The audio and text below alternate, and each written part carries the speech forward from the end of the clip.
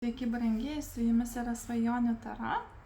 Žiūrėsiu penktaklių atstovam taroskopą Liepos mėnesį. Aš esu čia televizijoje, matosi, mailuoju jums.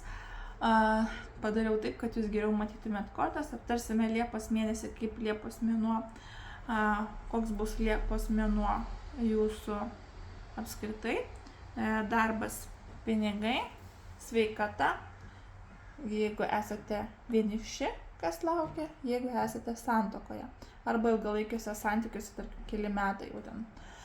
Žiūrėsime būtent pagal šitos horoskopus Jautis, Mergelė ir Ožiaragis, Žemės atstovai. Tai vat, būtent jums darysiu taroskopą. Taroskopas yra bendras, tai žiūrėkite truputėlį taip individualiai, čia nebus, jeigu norite individualiaus, galite susisiekti. Visą informaciją, kaip su manim susisiekti, rasite komentaruose, jeigu norėsite atsidėkoti, irgi rasite, kaip atsidėkoti komentaruose. Paprašysiu dėti patiktukus, komentuoti, dalintis mano vaizdo įrašu ir prenumeruoti YouTube kanalą, kad kuo daugiau galėtumėte mane stebėti. Tai pradedam. Kasgi laukia penktaklių atstovų, Žemės atstovų Liepos mėnesį. Aha. Sudėtinga situacija, matau.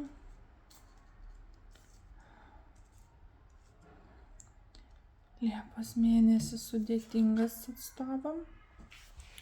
Darbas, kažkaip kortos aukštinkojam visos iškrito. Įdomu, kodėl, atrodo, susidėjus tiesiai visas kortas.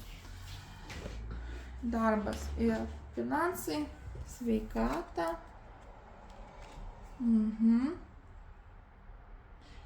Ir meilė.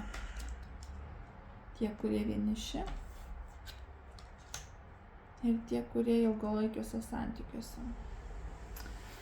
Taip, kaip matau, Liepos mėnesiukas, jūsų atstovai, Žemės atstovai, velniukas nusimato, velniškas mėnesis.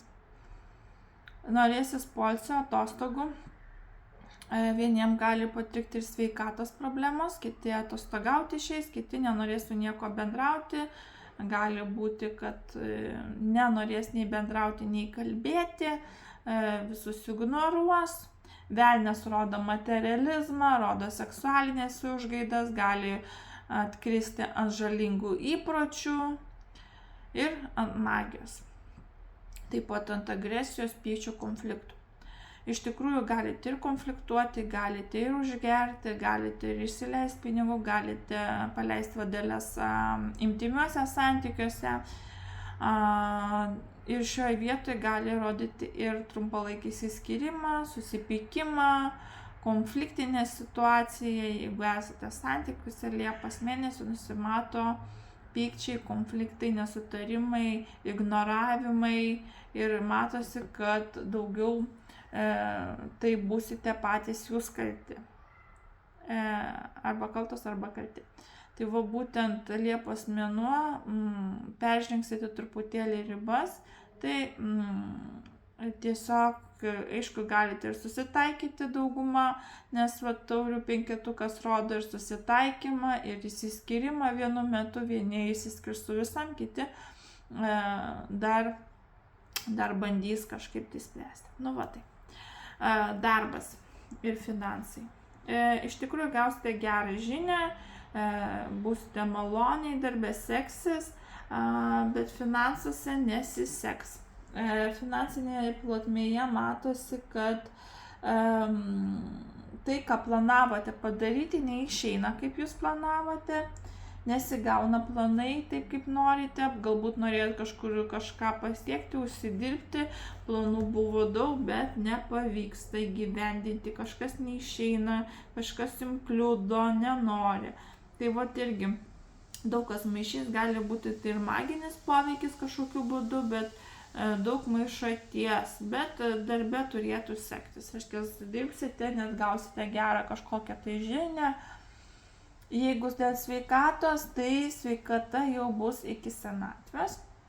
senyvos tokios, sakykime, gali paskaudėti ir sąnarius, ir nugarą, ir ausis, ir akis, ir kojas, ir visą kūną. Tai yra jau ligos iki pat senatvės. Kitu atveju tai yra, kada jau tų sveikatos bėdų nenorit, bet jūsitės kaip senukas, senutė, pervargę, išsekę, norėsis būti vienumoje, galbūt tyloje, ramybės būsenoje. Jeigu kažkur pasiskaudės, tai gali būti ir kelios vietos. Jeigu tai sveikatos bėdos, tai jau yra ilgam.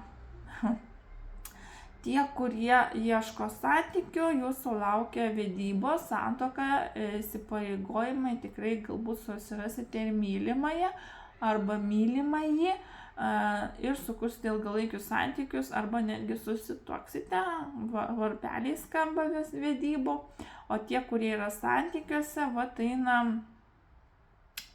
nenori bendrauti, nenori kalbėti, ignoruoja, vengia pokalbių, vengia atsakomybės ir galit būti pikti, bandyti kažkokias daryti, sakykime, ignoruoti, ne, vėlgi šita korta atitinka šitai kortai. Tai iš tikrųjų matosi pykčiai, konfliktai, būkite žemės žmonės truputėlį suntaresni kitų žmonių atžvilgių, nepersistenkite. Beje, tai gali rodyti ir atostogas, ir poilsį, ir kad trūksta miego, kad trūksta energijos, esate pervargę, išsekę, galite būti pikti ir dėl to irgi santykiai truputėlį dėl to bliūkšti arba susipykti su partneriu, partnerė. Jeigu jau ten santykiai jau labai tokie, eina į minusą arba eina į tai, kad peržengiamas ribas, gali santykiai ir nutrūkti. Bet greičiausiai nenorėsit bendrauti, arba tai iš visai nekalbės, nebendraus, sakys, eikit velniop. Negražiai pasakiau, bet kortos pačios kalba už save. Niekas nesiseka, nei truputėlį viskas atrodo, kad slysta iš po rankų, iš po kojų, ir galbūt, kad dėl to, kad slysta viskas iš po kojų, iš po rankų, tas Liepos mėnuo irgi toksai sudėtingas, nesigauna taip, kaip norėt, nesitikėjot, kad tai bus, bet toks Liepos mėnuo bus labai sudėtingas. Labai didelis krūvis tikriausiai laukia jūsų visų, bet pasistengkite nusiraminti. Jeigu labai jau blogai šitoj situacijai, pamirkit vonioj, stenkitės taikytis, stenkitės romantiškai laiką praleisti, nors norėsis atsiskirti, bet, iš tikrųjų, reikės daug kur pakovoti, reiškia, su partneriu gali būti truputėlį subalansavę santykiai arba su šeimos nariais. Jeigu gyvenate viena, tai tiesiog turėsite daug tokių nelabai gerų dalykų, kas gali irgi truputėlį numesti iš doros kelio ir ne visur sektis. Tai tokia žinutė Pentaklio atstovams. Jeigu patiko, rašykit, jeigu nuliūdinau, irgi parašykit po Liepos mėnesį, kaip iš tikrųjų sekėsi ir atitiko.